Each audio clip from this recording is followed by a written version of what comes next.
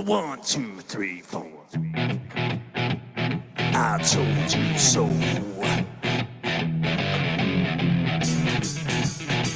I told you.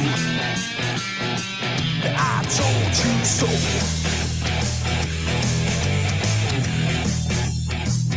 I told you.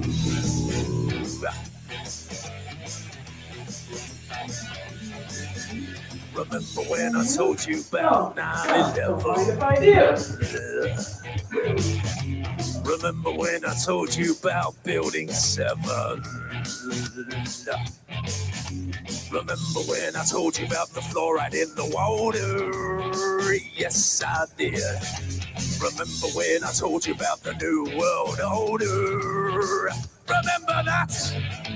Remember when I told you about the chemtrails in the sky? Remember when I told you that NASA was full of lies? Remember when I told you about the ultra mind control? Well, I just want to say that I told you so, yeah.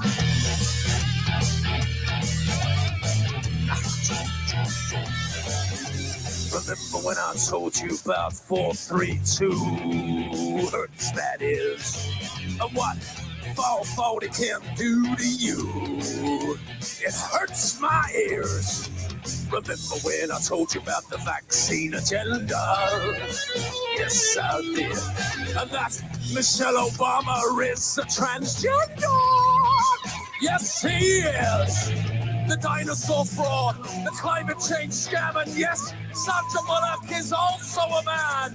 Remember when I told you that there ain't no globe? Well, I just want to say that I told you so. I told you so. I told you so. I told you so. I told you so.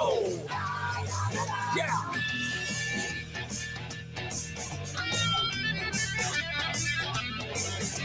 Remember when I told you about the TV flicker rate? And how it puts your brain in an alpha state? Remember when I told you about germ theory? Remember when I told you about gravity? Remember that? Remember when I told you about Paul McCartney? Remember when I told you about direct energy? Remember when I told you about Monsanto? Well, I just want to say that I told you so. I told you so. I told you so. I told you so. I told you so. Yeah.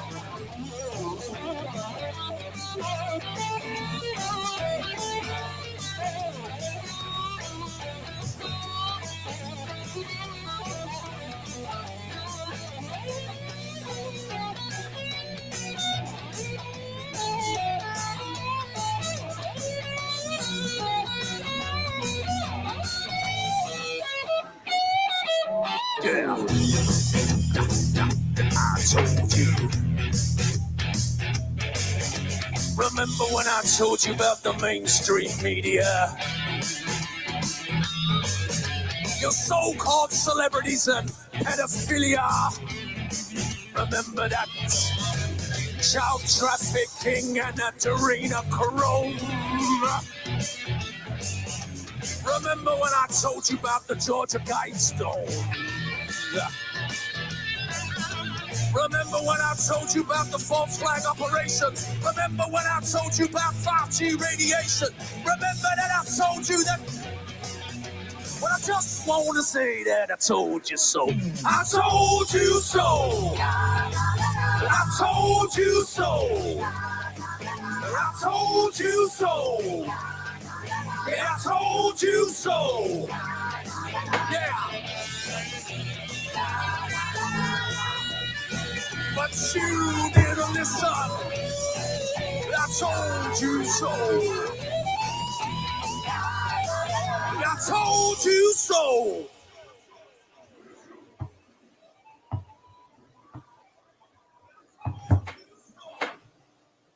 Hey, everybody.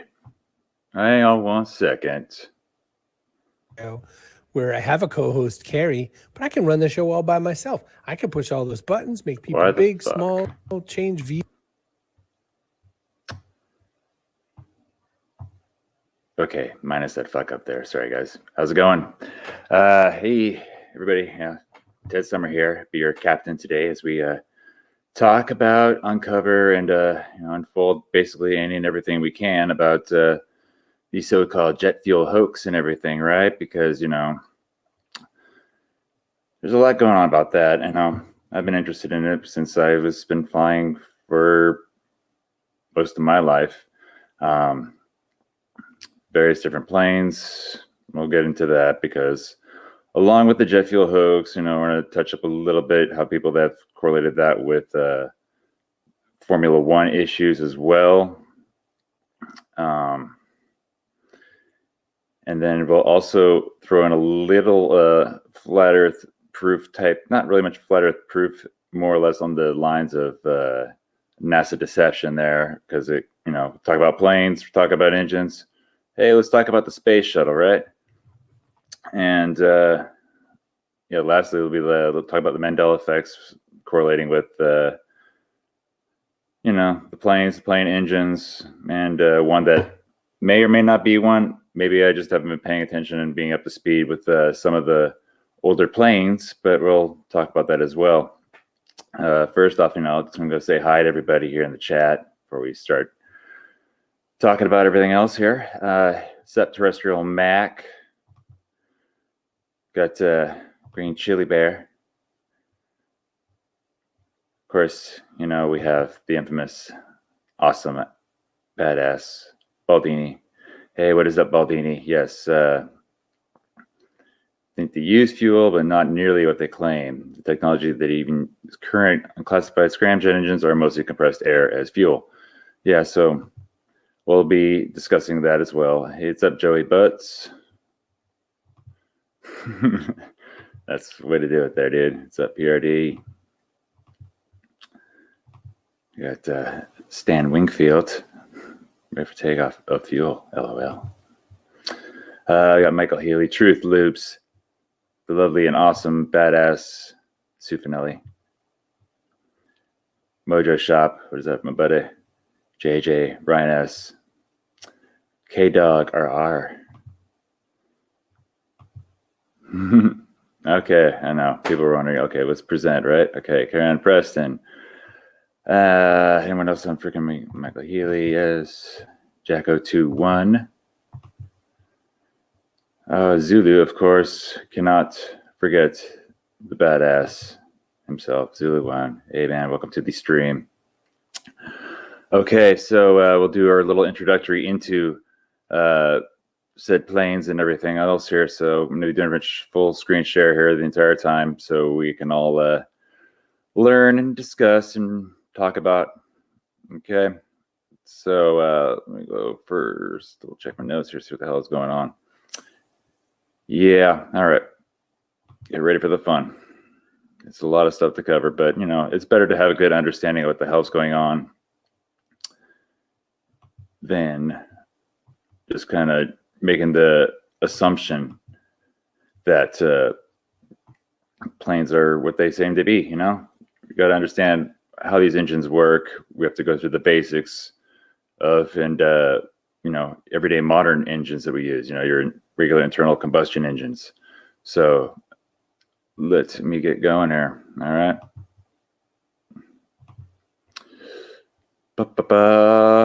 Yes, the history of the jet engine. Who invented the jet engine? All right. Published about a little year and a half ago. Although the invention of the jet engine can be traced back to the Alefile made around 150 BC. Dr. Hans von Ohain and Sir Frank Whittle are both recognized as being the co-inventors of the jet engine as we know it today, even though each worked separately and knew nothing of the other's work. That's true, yeah. The aforementioned there, Alefile, whatever. It was basically just something to heat water cooking, like back in the, like I said, BC days. It's kind of cool. Just using heat and steam and the way it conducted heat and transferred it. It's pretty cool. Anyway, jet propulsion is defined simply as any forward movement caused by the backward ejection of high-speed jet of gas or liquid. High-speed jet of gas or liquid here. In the case of air travels and engines, jet propulsion means that the machine itself is powered by jet fuel. While von Ohain is considered the designer of the first operational turbojet engine, Whittle was the first to register and patent for his schematics of a prototype in 1930. I did some research on this guy. Yeah, it's pretty interesting how far back this shit goes. We'll go a little bit further too, because there was a video I'm going to show. It's from UAP about certain Tartarian Antiquitech, which is really, really freaking cool.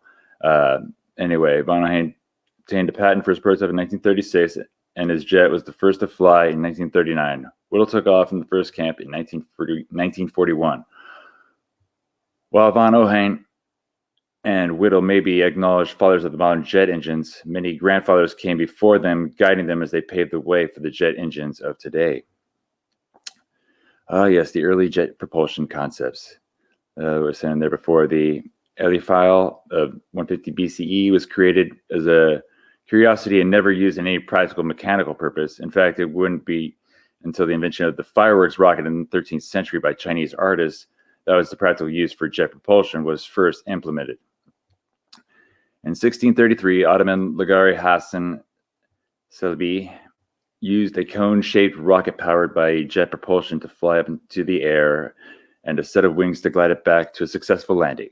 However, because rockets are inefficient at low speeds for general aviation, this use of jet propulsion was essentially a one-time stunt. In any event, his effort was rewarded with position in the Ottoman army. Between the 1600s and World War II, many scientists experimented with hybrid engines to propel aircraft. Many used one of the piston engine forms, including air-cooled and liquid-cooled, inline and rotary and static radial engines as the power source for aircraft. Yeah, basically your everyday average piston engines aligned in a big cylinder or so, might have 10, 12 pistons going up and down in that form, and that's what would happen here. That's how you get propulsion. Spin the propeller and off you went. Sir Frank Whittle's turbojet concept. Sir Frank Whittle was the English aviation engineer and pilot who joined the Royal Air Force as an apprentice, later becoming a test pilot in 1931. Whittle was only 22 when he first thought to use a gas turbine engine to power an airplane. The young officer tried unsuccessfully to obtain official support for the study and development of his ideas, but was ultimately forced to pursue his research on his own initiative. He received his first patent on turbojet propulsion in January 1930. Armed with this patent, Whittle again sought funding to develop a prototype, this time successfully. He began construction of his first engine in 1935, a single-stage centrifugal compressor coupled to a single-stage turbine. What was meant was only to laboratory test rig was successfully bench tested in April 1937, effectively demonstrating the feasibility of the turbojet concept. Powerjets Limited, the firm which Whittle was associated, received a contract for the Whittle engine known as the W1 on July 7, 1939. In February 1940, the Gloucester Aircraft Company was chosen to develop the Pioneer, the small engine aircraft the W1 engine was embarked to power. The historic first flight of the Pioneer took place on May 15, 1941. The modern turbojet engine used today in many British and American aircraft is based on the prototype invented by Whittle.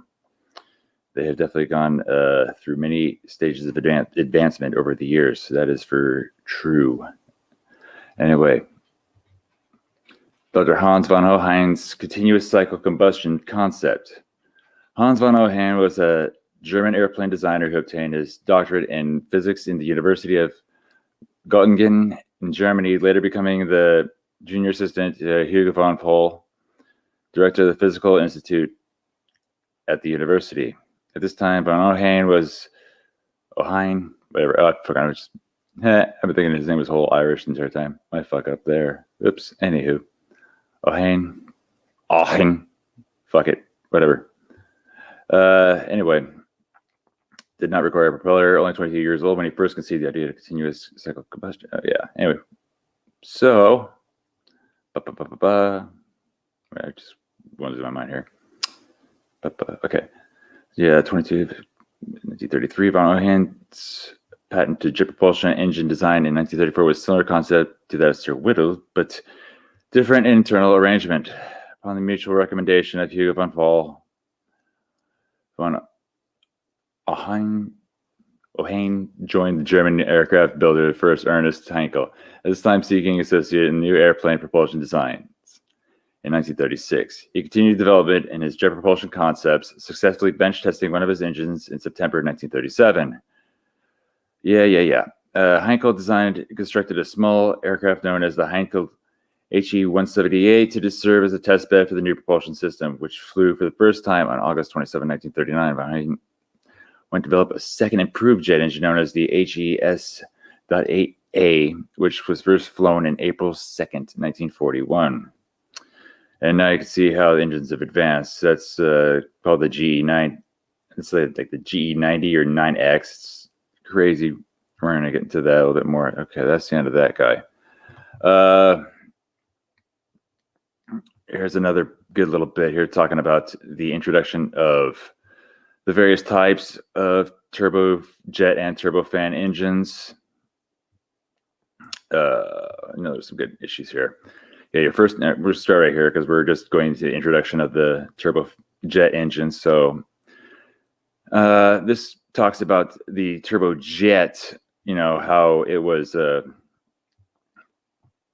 not the greatest. It had a horrible bypass ratio. And the bypass ratio is essentially the air that is going into, is the difference between the air that's going within the compressor and the air that's going around that compressor housing, and where they meet. That's the difference, really. And the inefficiency of that was first used in the first turbojet engines, which eventually spawned into the turbofan engines right here.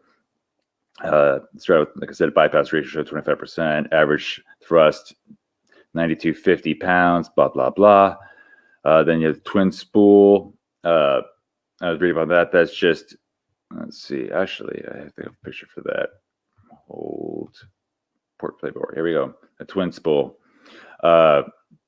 Essentially, so the fans at the front here, there's basically a nice little connecting shaft that goes all the way down here to one of these, and then one of these is turning maybe these intermediate compressors, the ones that are compressing it, working their way through that bypass air. This is your typical turbojet engine right here. No air is going basically around to meet up at the exhaust. That comes in different engines there, but to understand what the bypass ratio is, the air that goes in between here through the combustors and the other estimating going around up in here. That's why turbojets have like the low bypass ratio. Low bypass ratio, because they aren't that efficient. But continuing on here. Then we have the afterburner turbofan engines. So you actually get a little bit more of the efficiency, but you get the extra power. But that's where the extra fuel comes in. Then the first 3-spool turbofan engine used on the L1011s. There'll be a whole bunch of that going on here. But yeah, there's a whole bunch of technical stuff here. All right. Ultra high bypass engines. Yeah, these are what's going to be power like the future kind of stuff, but will improve upon as the years go by. But what's the point of flying these days? I'm not going to talk about that because that's beating a dead horse. So let's get out of that for a second. Yay, everybody's here. Cool. So the helium truck leaving. That's nice. That is. That's good stuff right there. Oh man. So anyway, so we're gonna get back to going through some of the parts of said engines. Where the heck do I have it? All right. Okay, just need to go into screen share. Return you back. So right here. Yes. All righty. Let's go over the parts of the modern turbofan turbojet engines here, okay? So we have the front of your engine, the inlet. This is where all your rushing air comes in. There's the duct fan. This is what, you see encases the engine itself. That's where all that extra bypass air is going through. Outer nozzle. I guess probably help relieve some pressure or something. I don't know. I've never seen that one before. Anywho, then you have your compressor wheels, compressor housing.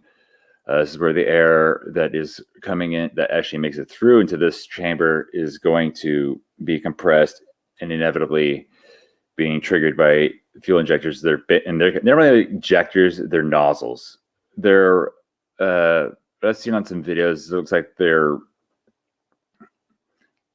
what would I say? Like almost 20 mil like openings, like on a big like foot long tube that gets shot out. Can't really see it. Yeah, actually you can right here. Yeah, these are their injectors. These aren't like what you see in your typical car. All right. They're big, especially when you consider the size of some of these engines, right? They're freaking huge. But yeah, this is where everything gets compressed up, and it actually gets compressed to about 50. Some planes are actually getting like about 50-to-1 compression ratio. That is insane, especially if you know anything about your basically your engines here. Your everyday four-stroke engine. You have your intake. Let me get this out of the way. Here we go. Anyway, so you have your four-stroke engine. You have the four parts of the engine cycle, right? You got your intake. That's where you get your air. Your air fuel mixture comes in via your air intake and passing through your air cleaner and all that good stuff. That mixing in with your fuel injectors controlled by your ECU and the intake valve opening and the combustion chamber here as your connecting rod. Yeah. It's on the downswing. It fill up, and then it compresses because now both the valves are closed. That's where you get your compression, right? And then you get your firing, your power cycle, and then the exhaust, right? But no, what's really interesting is like, how do you really get that much compression if everything's like enclosed like that, right? How do you call it a compression chamber if it's not really sealed? That was an issue I was having kind of with coming to terms with modern turbojet engines and everything like that. Like, how the hell does that fucking work? Same thing with how your diesel engines work. Then this is what kind of dawned on me, like, how the hell can you have compression on an area that's not really 100% totally sealed, right? And I had to like look at, a rotary engine. And if you don't know what a rotary engines, they came into play about,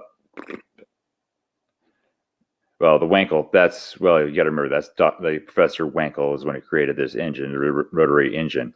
It made me kind of think about like how a turbojet engine can work, because, well, they've already got a certain set of directional air that's coming in. Yeah, it is for the most part, yes, it is sealed, but it's just continuously moving. There's no real compression coming in, is there?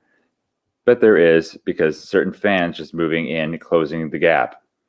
And I'm like, oh yeah, it's very freaking simple. I'm just being partially retarded. But yeah, you can. So how do you have compression in an airplane? But yeah, it makes sense now. Let's see. So yeah, when the air is compressed right into this chamber, this is an old RB211. That's like what powered the old 747s back in the day when they first came out or so. Not the best efficient things, but I know I got some good pictures. But anyway, you get the idea. Air is rushing in. It comes in about, actually, what I researched is that the amount of air coming into these engines at full song, when on takeoff and everything, is roughly about 1 ton of cubic air running. 1 ton of air is being compressed every second. That is insane. Every second. And you think about your 51 compression ratios, or that are within here, 40 to 50 to 1 compression ratio that's going on right here at this instant. That much air is being compressed at that temperature. And then, that mixes with fuel. And you're probably wondering, how the F is this happening? Well, that much heat is going to be generated from all this compressed air. That's kind of how like diesel engines work. They run on compressed air with diesel fuel being injected, and that heat created by like the glow plug also it all helps ignite everything. Okay. But anyway, you see the turbojet engine is not the most efficient thing you'll see in the world. Then we move into your turbofan engines, your first early ones. What you'll see is they're like low bypass ratio right here. Basically what happened now is that they extend this part out and they get high bypass ratio. And so they have way more efficient engines. But this is your basic layout of modern day turbojet engines that you'll see in everyday usage. You have your turbofans, basically your all commercial, military engines are powered this way, some with, some without afterburners. And you have your turboprop, which is also used on modern prop engines. Essentially, it's just kind of like a little gear driven here from the fans, pushing in this air, turning the turbines, compressing, getting extra power, blah, blah, blah. Also spinning the prop out here to give it a little extra propulsion. So there you get your, it's thrust, and turbo shaft. And I had to think about this for a second. I'm like, oh, you need a shaft with your heat being, and then I realized, it dawned on me. I'm like, oh yeah, this is modern day helicopters that you see nowadays. So that's always kind of cool, right? More of the same, turboprop, turbojet engines. The early designs, how you could tell they were bad designed. You can correlate this with, think about the early days of the car culture. I know I have to be a car nerd here for this, but you kind of have to just kind of have fun. Your ability to tune wasn't all that great. You had carburetors. You just had to use different jets. You had to use this and that. It wasn't much like for electronics. So planes at full song, diesels, when they have a situation, or if you have, in this case, in this guy's situation, he's got a very small pee-pee because he has to be like a brodozer right here. You're overfueling. And so so what you're seeing here is just unburnt fuel because it's just set for maximum power. That's what the early turbojet engines basically were trying to do. They wanted to get most amount of power and, fly the fastest, fly the highest, fly the furthest, everything like that. But during takeoff, until they get to that efficiency level, so basically they're getting overfueled on ground at sea level, right? But if you have to make adjustments manually, or you'll have different power, different fuel consumption, things of that nature. They didn't have all that kind of crazy technology. Now, did they? They didn't have like the ability to fine tune engines. So early engines, they smoked a bit at takeoff. This guy just smoked a bit at takeoff because he just wants to show off his tiny pee-pee. Modern turbofan engines, all the electronics that are composed with everything. But there's also, other type of engines I wanted to bring up as well. Baldini actually posted this in Facebook, and this is one of the things I remember seeing his video here. I checked it out, and I remember hearing about one of these cars, these compressed air cars. So people think, all right, we solved the mystery here. This is how the planes fly. No. There's still fuel being used. So what we got here, so how would this engine work then? Well, this engine acts basically kind of like your typical like your average 4-cycle engine, except instead of fuel being injected, so to say, you get high pressure compressed air being shot, basically kind of like where the spark plug, or in this, the spark plug would be, because you don't even need the spark plug. What you're having is a little nozzle that sprays compressed air at about 4,000 psi. It's like insane. But anyway, so that's how that compresses, and then what happens is that high heat explodes the piston back down, and thus continuing how it can go. But there is limitations. It doesn't go on forever. Let's see what else I wanted to show you guys. Yeah, I think yes, what Baldini was talking about, ramjets and scramjets and everything like that, how their engines would be working. This is pretty cool stuff. That's funny how they say most likely contrail formation, most likely contrail formation, least likely contrail formation, least likely contrail formation.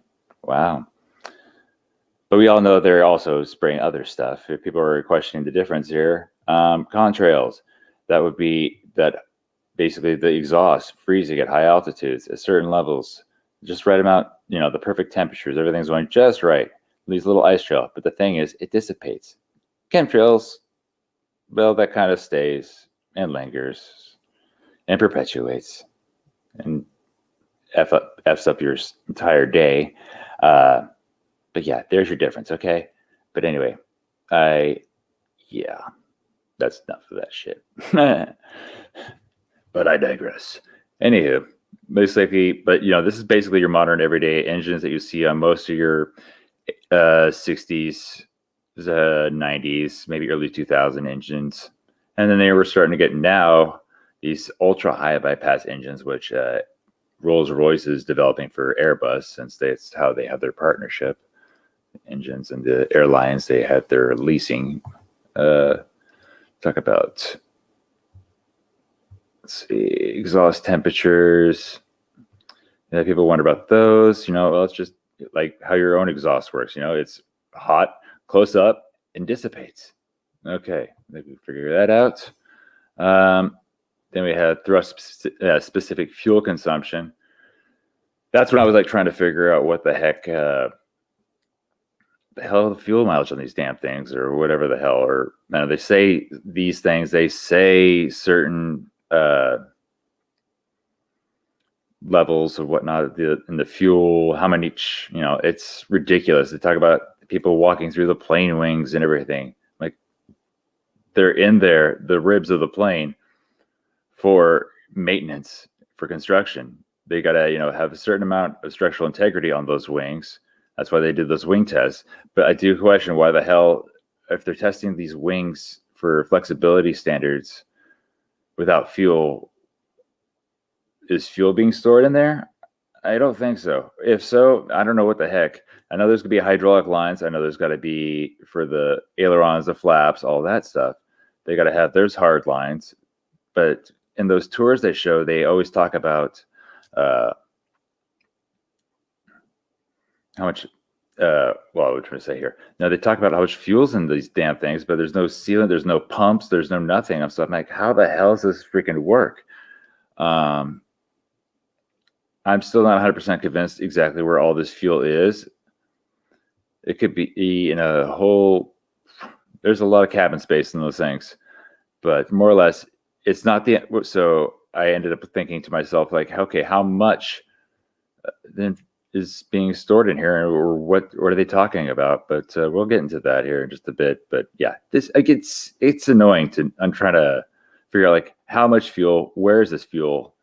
And to have all these, be able to, these weights and measures and balances going on at the same time, it's kind of astounding. It's quite a bit to take in, I guess. I don't know. Maybe I'm just thinking on a nerd level. But anyway, we're talking about different fuel levels, not fuel levels, but the amount, specific significance of SFC, trying to figure out how much fuel is needed for a specific amount of thrust. But I think there's some measures they don't take into consideration. It's most likely has to do something with how these engines are built. I know there's a lot of balances they have to, very super crazy high standards they have to build these modern turbofan engines to. Those front fans, they are like the most expensive part of these engines. It's insane. They're like, oh God, I swear to God, it's 30 million. I swear it's something on that line. It's insane. We talk about all the fuel specifics for all these engines, like how many pounds per pound fuel hour and everything like that. Allegedly, these are what the measurements are. Who knows? Because there's no freaking physical way that all these engines are holding that set amount of fuel. I'm going to stop the screen share here so I can remove this self here. Anyway, yeah, it's quite intense, right? I can't even completely fathom exactly how much it is. But let's see. I know I had some notes here I wanted to check out really quick. Oh, I guess you guys probably want to see something really, really cool. We are going to show UAP's video talking about the Tartarian Antiquitech, right? This crazy freaking monster, so to say. It's freaking insane. The Caspian Sea Monster, it is known as. Yeah, get ready for this. It's pretty cool. So, 1 second. And here we go. Full screen. Lined up in desks and order to do it, to be inventive and make it, or you will be sent to Siberia. Well, you can see the success of it, though it was never used and had way higher capacity, also made for much taller people. Surely it was not captured technology or found technology as we crash the Tartarians and drive them back away and up north and take their things. We didn't just find these craft and fix them up over time. No, we invented it. Yeah, that thing is insane. Like I was saying, we just, we developed it, but then we forget about it. But yeah, this is pretty cool, right? Anyway, it's more about it. The giant was 100 meters long and had a wingspan of 38 meters. The fin was at the height of a 7-story building. Until the Maria heavy cargo airplane appeared in the end of the 80s, KM was the largest aircraft in the world. KM's peculiarity was that with the dimensions of a vessel, its performance was that of an aircraft. Yeah, so we can see on this guy that they used turbojet engines, not turbofan engines. So what we have these days is more advanced than that. But the fact that that's right now, that's pretty insane. And what they're going to try to say that this was like something the Russians came up with, whatever. No, this shit probably came way beforehand with bigger people involved. Therefore, the prototype sample had the same size as the future combat vessel. It was the KM wing and ground machine. This wing and ground machine had no match in the whole world, and its construction was unique. The Gorky Reservoir was too small for tests, so KM was relocated to the Caspian Sea. By the way, KM meant simply a ship mock-up. But in the West, it was called the Caspian Monster. It was easier to make taxpayers believe in the necessity of an antidote against such monsters. To be frank, the Caspian Monster perfectly matched its name. Impression grew when the monster started moving. The roar of 10 jet engines with a thrust of 10 tons each created fear and respect. So there's no prototype and no equal. And it's the same as what was never made for warfare, and it takes 2 or 3 men to push the throttles, and one of them can't see out. Yeah, that's kind of interesting, right? I mean, look at this. It definitely looks like it was built for. You're really making it say that they built it for that many people? That's quite insane. It seems like a waste of time and energy to be for like tiny people. I mean, I can understand you can have like a throttle man, a pilot, or something like that, I guess, but look at the size of those controls. Those levers are huge. But whatever.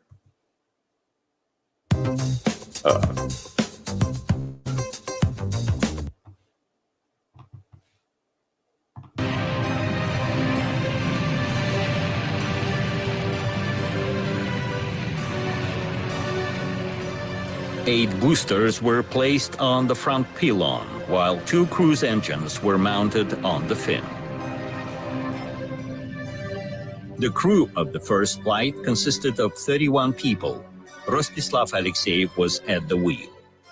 There was an order in the ministry prohibiting top managers to pilot prototypes. Or anybody other than the approved ones to see how it really works. First, there were gliding flights, and then flights with the use of the wing-in-ground effect. Once we fitted in the seating so that the tiny people that we are can operate the big things, the big levers and pedals that we couldn't reach. But still, the machine proved to be phenomenal. It flew stable at a height of 4 meters with a speed of 400 kilometers per hour. That's 250 miles an hour for you. Quick math. With only 2 unfortunate banana boat incidents, we swept it under the rug, and all of the surviving witnesses said, "We're absolutely fascinated and proud." With a roar and sprays at start, the flight itself was calm and gallant.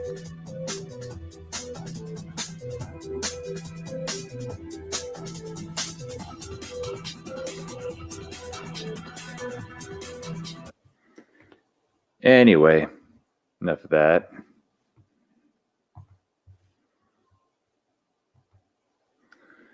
Alrighty, so how's everybody doing still? Everyone hanging in there? I know. Let's see what we got here.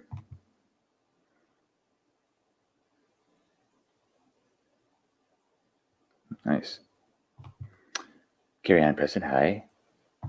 Oh, yeah. What's up, fam? Truth Loops in here. All right, cool. Yeah. Effects are difficult to get consistency of terrain. No shit. Yeah, have fun with that on rough waters. But hey, whatever, it works. They do make them still to this day. They're pretty cool. Marco's here. Cool. All right. Awesome. Everybody's here. Sweet. All righty. Let's see. What else did I have in store? Oh, this. Meh. That's not so good. Oh, yeah. So we have today's civilian.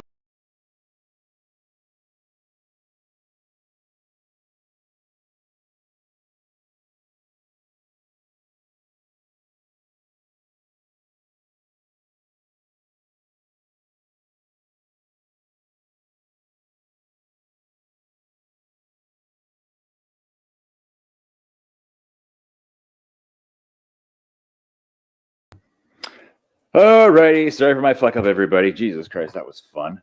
I accidentally clicked myself out. Anyway, God, let's not to do that again. Okie dokie. I would say another thing that planes can do to add proof to the fuel actually being used, I guess. Let's see here. Where did I see that?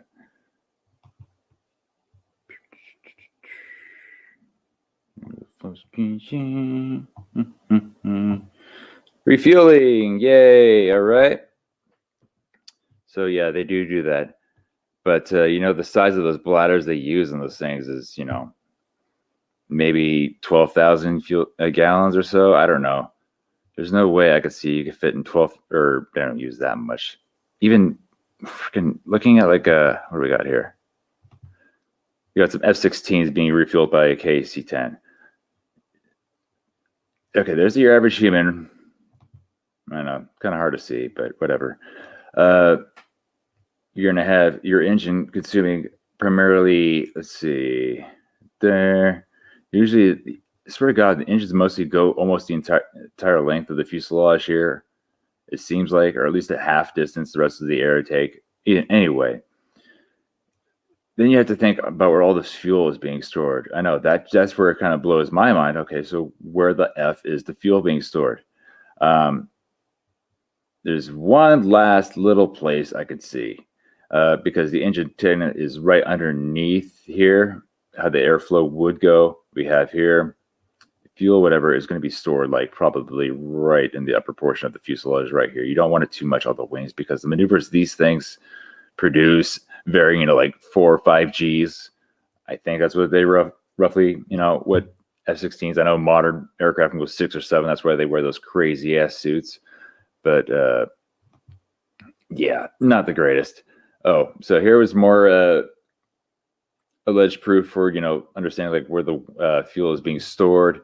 Is we're going to be watching this Airbus A380 landing in some crazy hard ass crosswinds, and got sped up to 1 3/4 there, so, or 1 1/4, so it doesn't get the whole copyright there. It's fair use and all. Anywho, we're just going to comment on this. It's all cool. I think I have it at 1 1/4.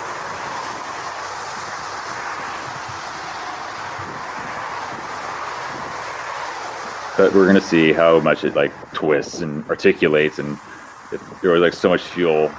That's a freaking rough landing. The last place I want to be is anywhere in the back. That is a rough mother effing land right there. I don't even want to imagine what that's been like. I've been in some rough landings before, but that, fuck. I mean, they've shown this many times over for the whole jet fuel conspiracy hoax on this. You really think about it, down to it, when you've been on an airplane multiple times and you've been through various landings here and there, and you go see that, granted that was in 1 1/4 speed, so it was pretty intensely fast, or at least it looked like that, right? Here's another one I wanted to talk about. This was in talk about the fuel and why it's like, we have all these tanks here and there around the airports and this and that. Shouldn't you worry about fire and this and that? This comes from a channel, Just Think. I stumbled upon it when I was like kind of considering, okay, what the F is, okay, what's the consistency of jet fuel? And jet fuel is like diesel. One of these is kerosene.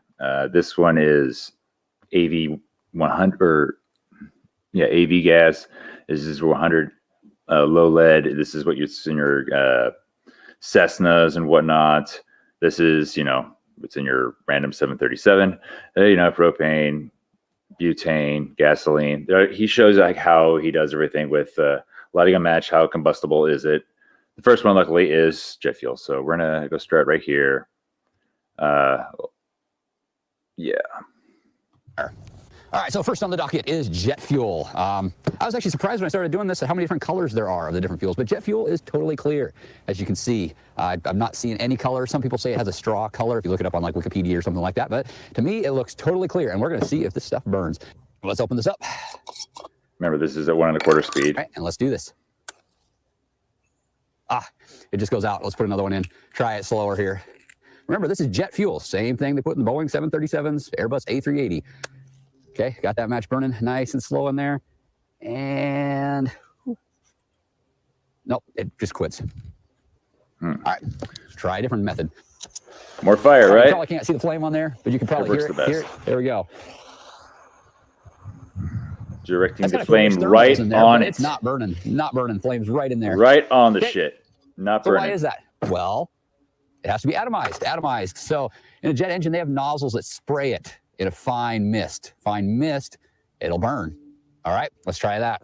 So changing my setup, I got a little squirt sprayer, and we got the propane torch going. If you can hear it a little bit, it's pretty quiet. We're gonna try spraying a little bit of jet fuel. Atomized, individual atoms. And that's just the kind of flame you get from a... Well, you don't. So that's kind of like the fuel you get from... no, what the hell is I thinking?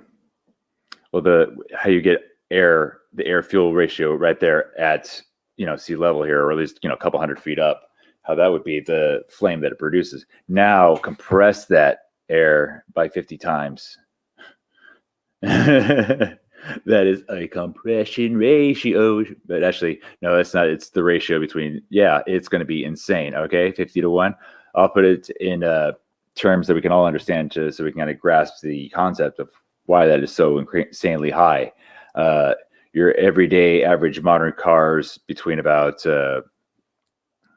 8 and 12 psi, or not psi, 8 and 12 to 1. Your average diesel is around 17 to 22. All right. And so your average commercial airliner is 40 to 50 to 1. That is ridiculous how high it is. So yeah, you think about that kind of chemical reaction going on at that pressure, that quantity, that's gonna be some freaking fireworks. So that's why they get so much effing thrust. We already covered all this fun shit. All right. Oh, air capacity of your A380, you know, your big super double decker Mondo. We just watched the freaking crazy landing. Anyway, so we're gonna go check that one out really quick here. And what was it? Right here, where they talk about where all the fuel is located on the wings, all the amounts. It's ridiculous. Outer tanks, liters, 10,520. US gallons is 2780. Outer tanks, you have that much fuel per, you know. Okay, so they have to kind of question how much fuel. I mean, this is gallons, this is liters. It's a lot of poundage, but then you have to ask how many, you know, how much weight per gallon. It's I believe it was like 5 or 6.5 roughly used, that kind of weight. So it's like 70,000 pounds, or not 70,000 pounds. It's no, they said, what the hell did they say? It was 480,000 pounds. 480,000 pounds of fuel between all of here, back here, apparently somewhere around in here.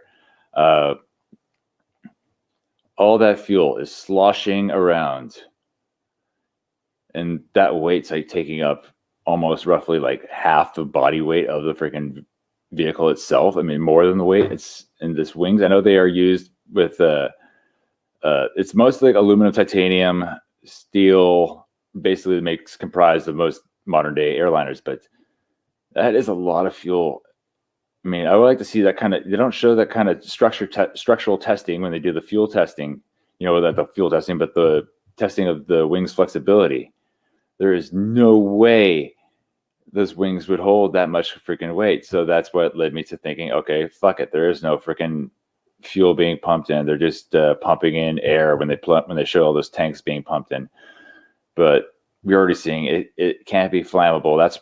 That would explain away why you see those commercial airliner fuelers guys, you know, they're running up, you know, with just like gloves, probably now with masks too, but running up there in like, you know, regular work attire, like your everyday shop. I don't know, not much more than, you know, slacks, shirt, gloves. It's like nothing to be really too cautious about. That's because this shit does not burn as fast as how you would actually can. You would need so much heat and so much fire in order to freaking compress and ignite at the way we saw it. It has to be atomized. There's no way that fuel could be able to freaking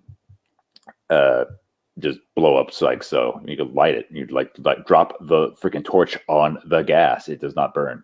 But anyway, yeah, that is way too freaking much insanity. But you know, like I said, engines have evolved over the years. This is actually the cool way they've evolved in a free valve. It's a concept used by company owner of Koenigsegg. It's basically what they're doing is just, you know, the removal of camshafts and all that, and basically all the stuff in the head of your engine. So yeah, it produces way better fuel mileage and everything. It's pretty freaking awesome. We already talked about that. Sweet. So we're already like way halfway through this bullshit. Let's see here. Actually, yeah.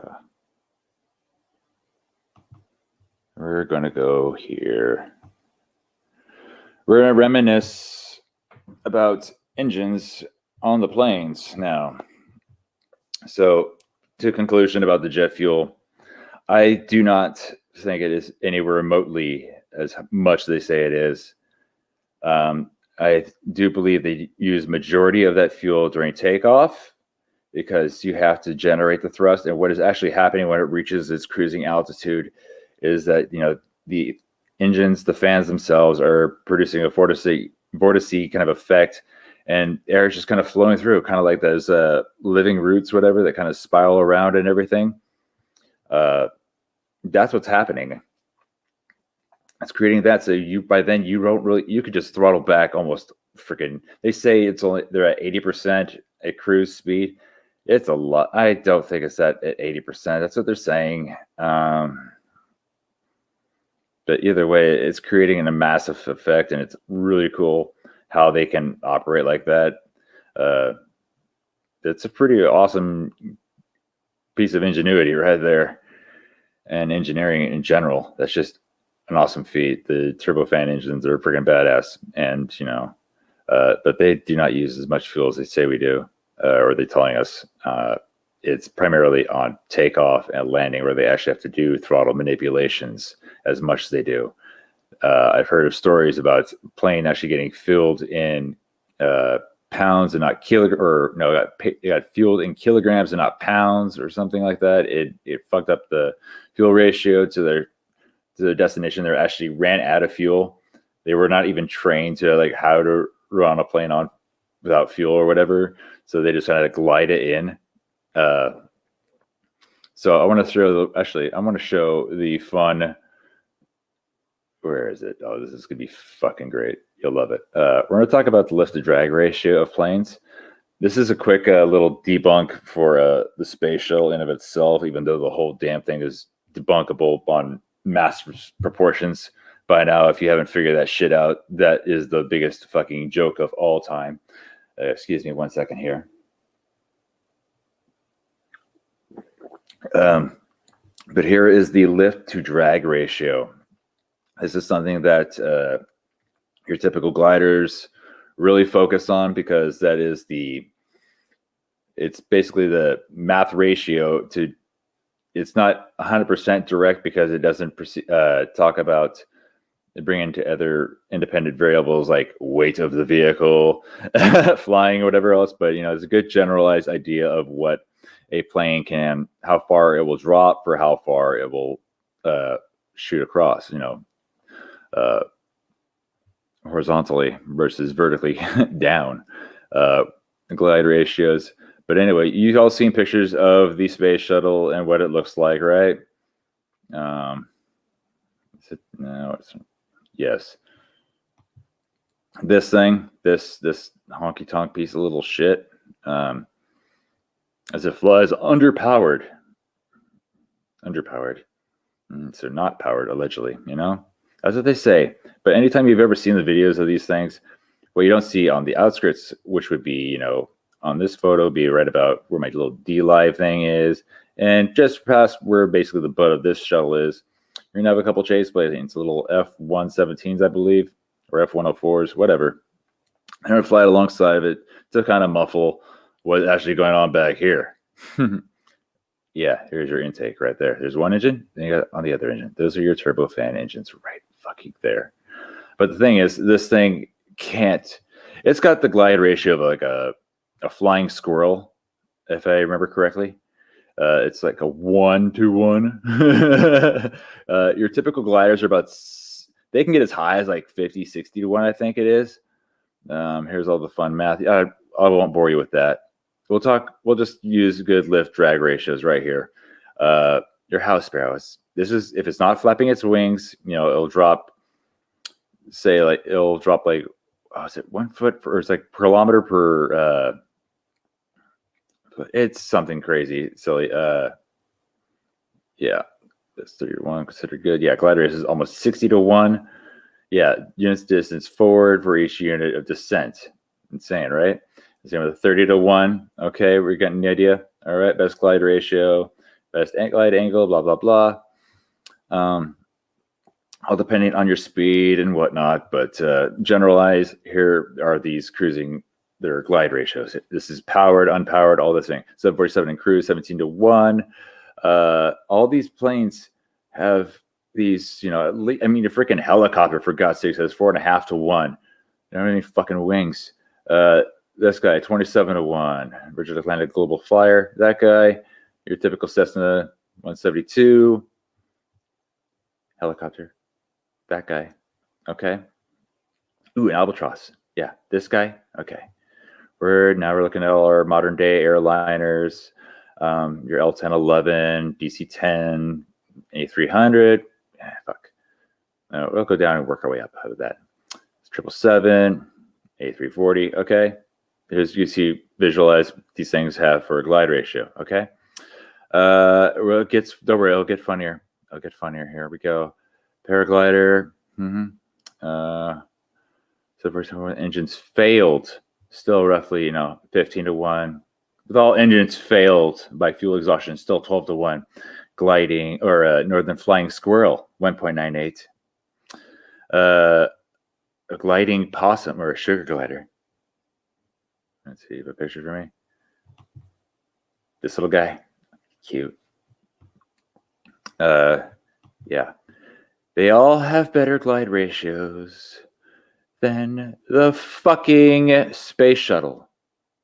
That hunk of junk attached to that helium launch pad containment units. All right. The only thing steel, the outer core, everything inside, all fucking big ass balloons flying away, holding on by that fucking little magic bolt. Yeah, that thing. It's got the glide ratio of a fucking rock. People buy that shit. Good God. Yeah, it's a glider. Biggest fucking glider I've ever not seen in my entire life. What was this guy? Oh, this was brought to my attention by someone when I was streaming doing a stream about just this, dual jet fuel and everything, and the curtails and all that good stuff. This was talking about Formula One. Well, as of 2019, there is no more refueling allowed in the races for Formula One. Their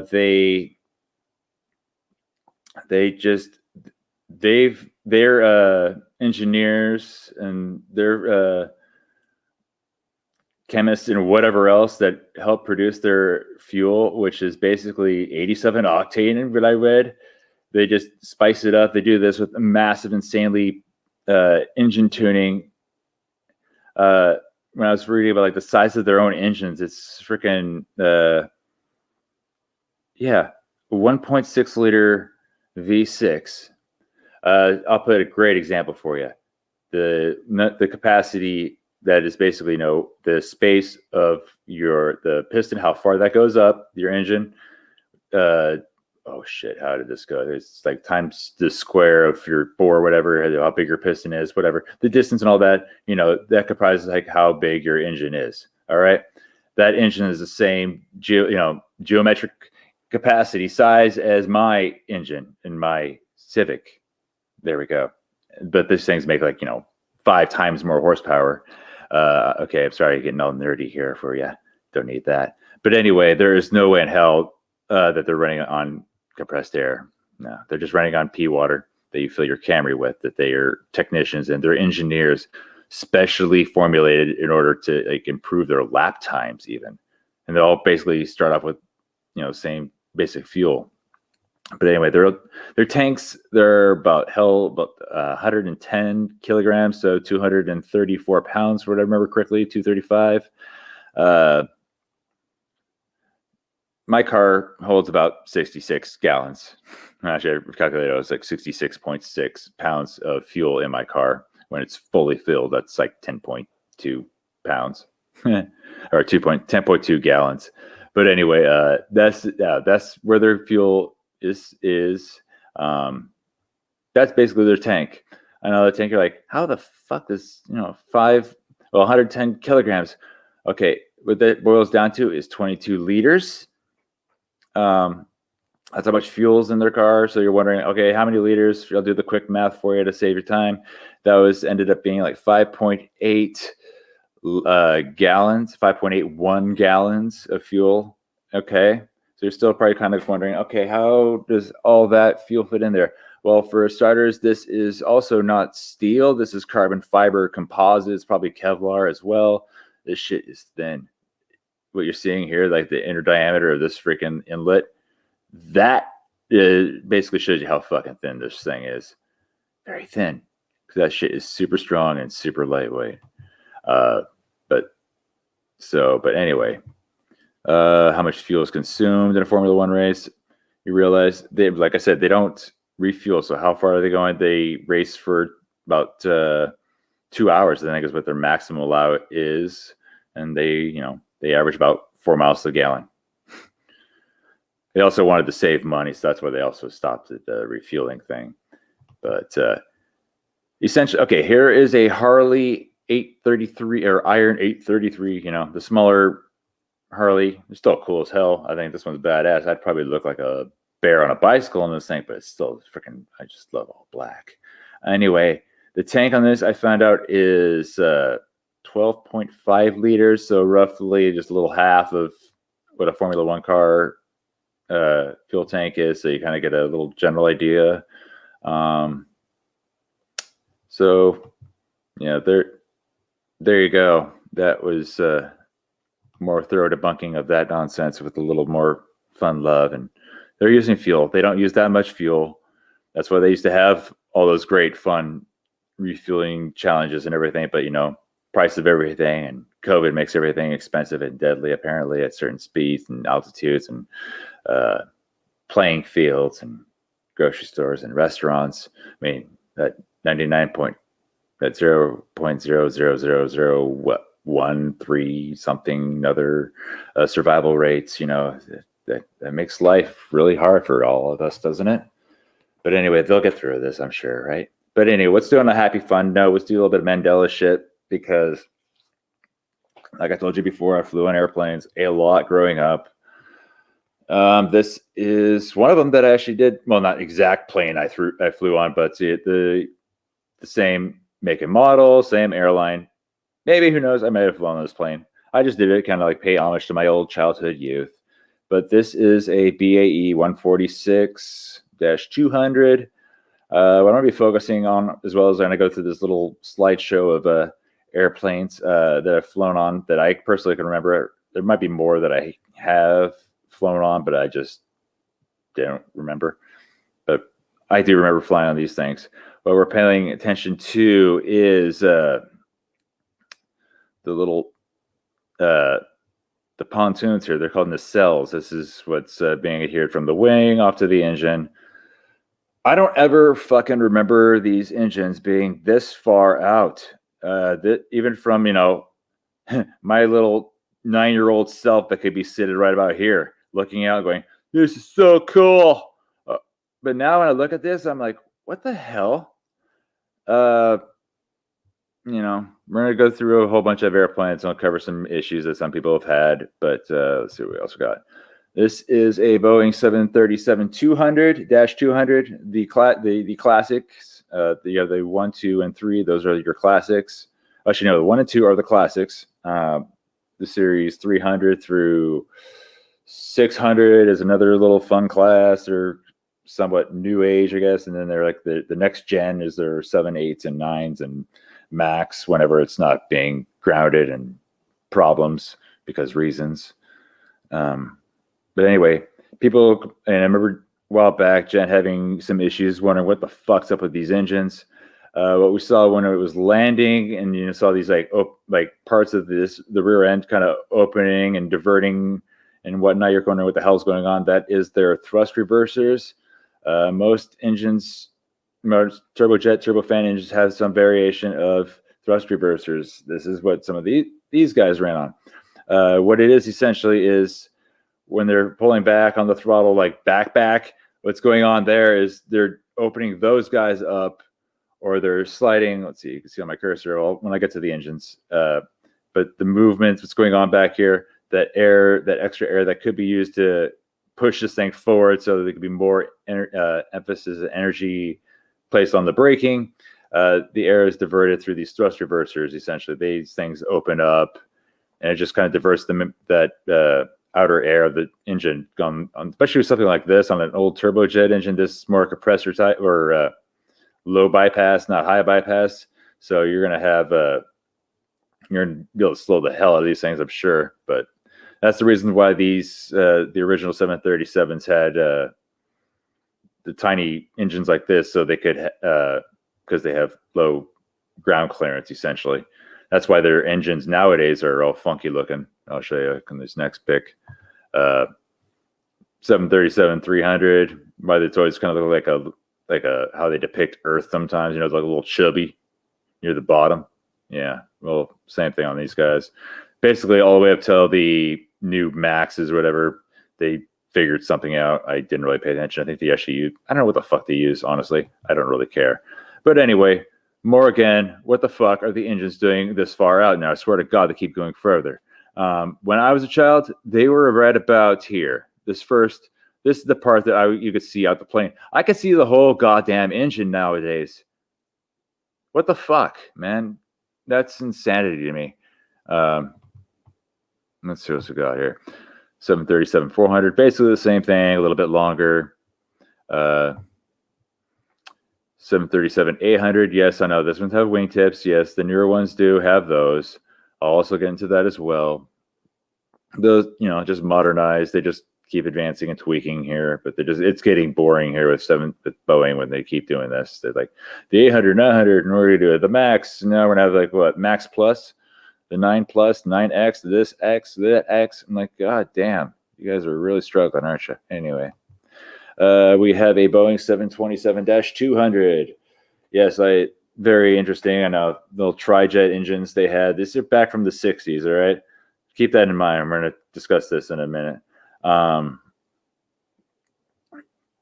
Yeah, just kind of cool. Anyway, you know, attached on the fuselage, 3x3 seating, cool little fun things. They had a little top-mounted turbine, so that's where you had that long end right over here. Probably can't see it because of this engine, but same. You get the exhaust housing is just right out the butt, and that's why you had that cool. You're able to have that nice little cool ladder down below. What else we got here? We have a Boeing 767-200. I know this is a trip down memory lane. Sorry, I'm a bit of a plane spotter, and this is just kind of a little nostalgia feeling, and these are always kind of cool. But again, more bullshit with the engines, I know. Some people seem to say everything's different, this and that. It's like, especially for me, that is very different because I flew on these type of planes. I flew on one of these when I was 10 years old, flying to Hawaii. I know, granted, I was in the middle, somewhere early on here. But reading books as a child, this and that, I don't get it. Why the hell this is kind of funky. And I understand it's like a cantilever design and everything, you know, like proportionate weight, structural integrity, blah, blah, blah. There's more on the back than in the front, whatever. I get it. And you went through vortex effect and everything, but something supernaturally changed here. This is driving me nuts. This, you know, Lockheed L-1011, MD-80. I know. My dad used to work for this airline, so there we go. All right. That's why I pay the homage to like PSA. Good old days of, you know, Burbank and all those wonderful times. But this is where the times, you know, where you get the cool pilot wings from time to time. I was happy, though, that, you know, at least the ones attached on the fuselage didn't get the crazy Mandela effect. It's kind of cute. Oh, yeah, I flew on one of these when I was flying to Australia. Flew from San Francisco to New Zealand, Auckland, New Zealand. That was a fun flight, I guess. I don't know.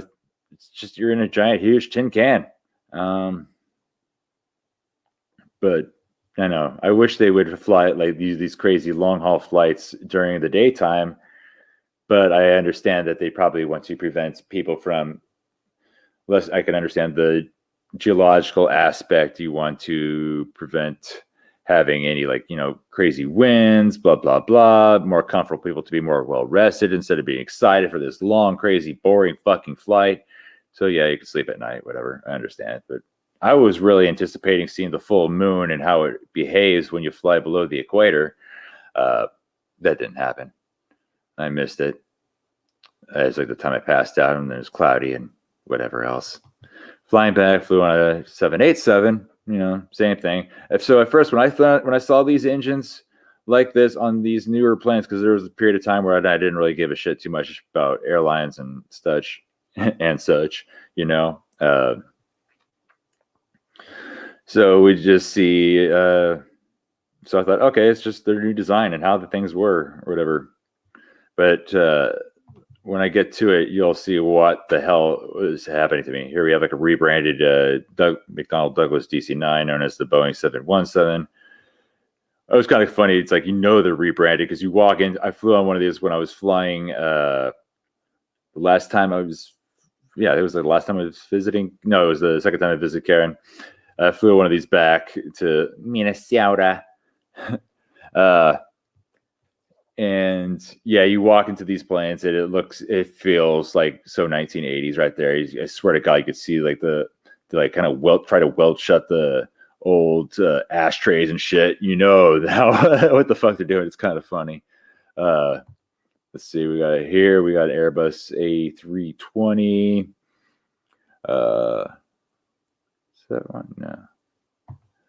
Flew on one of these from Auckland, New Zealand to Australia. Airbus A321, same deal. Engines way the fuck out here. Let's say, like how I said, the 737s, those 200s, their rear ends open up on this. Right about that, on that line right there, it opens up. Or actually, no, it diverts back or something. What the hell? No. No, it's the front end opens up. So it increasingly makes it very difficult to find any good air, and it just slows it the fuck down. It takes all the throttle away, and it makes you go, what the fuck's going on there? Anyway, this is the Embraers 175. These I didn't know. I hadn't flown one of these before until like last year. I was like, what the fuck are these things? I'm like, where the fuck they come from? Where the hell are these freaking crazy ass wingtips on these guys? I mean, it's like typical ones you think of the straight up ones. It's like, it looks like a third of their wing when you're inside, but you could see it's probably maybe a seventh or so of it, but it's still kind of trippy, funky looking. And they're the tiny little engines, but still same deal. Crazy Mandela. They're Q400, basically like a Dash 8. That's a real freaking crazy tin can. I always kind of wonder about how the freaking engines work on these guys as well, because then you realize it's basically where all of the landing gear components is basically everything past where the exhaust is. The exhaust is, I mean, the whole engine's probably angled up a little bit. Well, it should now be straight. Under the struts. Yeah, so there'll be room right here for the gear.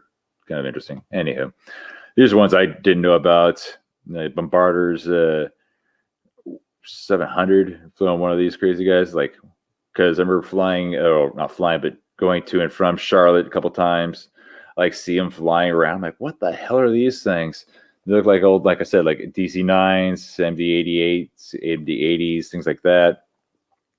Your typical fuselage-based ones. Well, yeah, their engines are a little higher, I guess. It looks funkier. That's about the only difference. Their wingtips. So I've never seen anything like that before. So when you're flying over, I'm like, what the fuck is that? Then I'm like, oh, it's these. Okay, understandable. They made a few of them. Here's what trips me out. Prior to like really uncovering everything like a Mandela, like about the whole jet engines, I thought that was like on modern day. I didn't realize it was on like the first Boeing 707s, like, like their first jetliners. This is back from the late 50s. What the fuck, right? This is quite insanity to myself here. So you're seeing 1950s planes with these huge nacelles, and they're just nacelles. But anyway, the pylons are freaking just way the fuck out there. I don't remember this as a child. I remember it being like, shit. Maybe seeing like about, let's see if I can get closer enough here. Like right here, like where it starts leaning way back, this part was already underneath it. That's about as far as I would remember these things to be. That's the way it should have always been, right? Same thing like Boeing 78, or not Boeing, Airbus A380 here. It's got this little sharklets here. Big whoop. All right, we all see that. That's no biggie. What else we got here? I guess talk on the last little bit here. This is for me personally. I don't know if anyone else kind of relates to it here. I'm gonna go check my phone while I'm talking to you good folks, seeing how everything's going.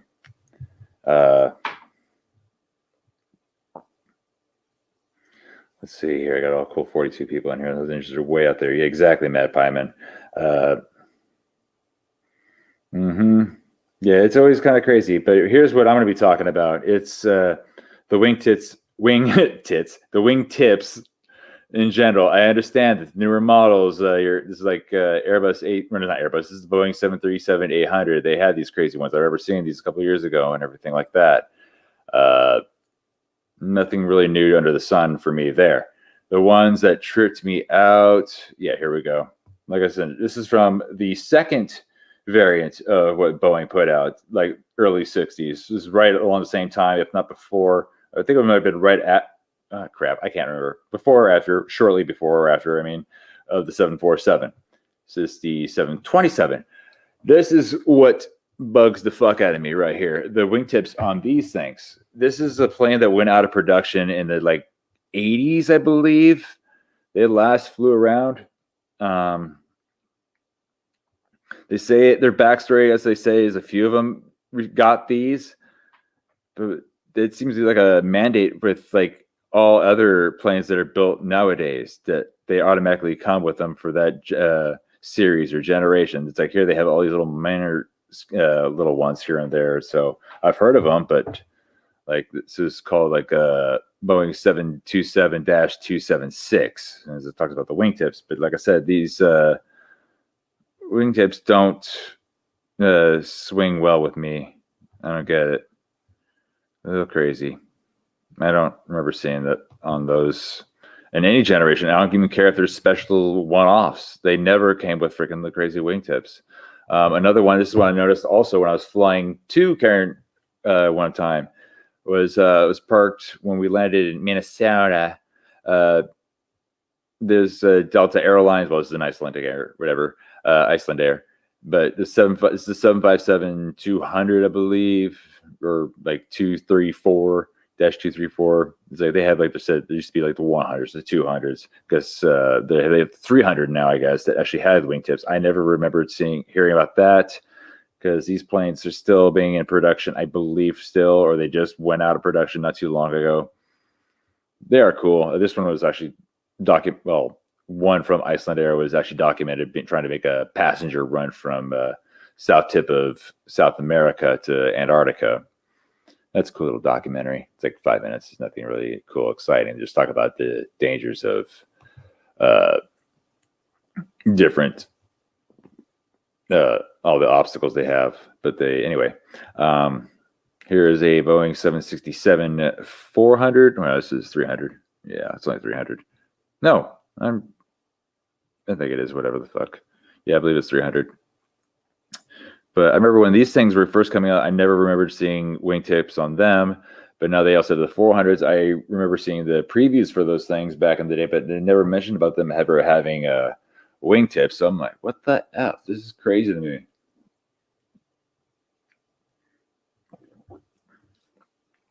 So I believe, yeah. Alrighty then. So hang on 1 second. Let me get back to seeing you good folks. Cool. F47 here. Hey, what's up, Guitar Bear, Joey Buzz, Shinzo the Great?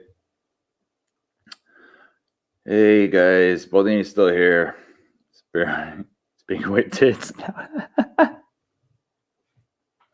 Yeah, this is what happens when you talk a lot, I guess. You know, you're running out of air and it's getting dry. Anyway, so that's basically all I have there. So air currents. Well, yeah, there'll be air currents created from these engines and everything like that. But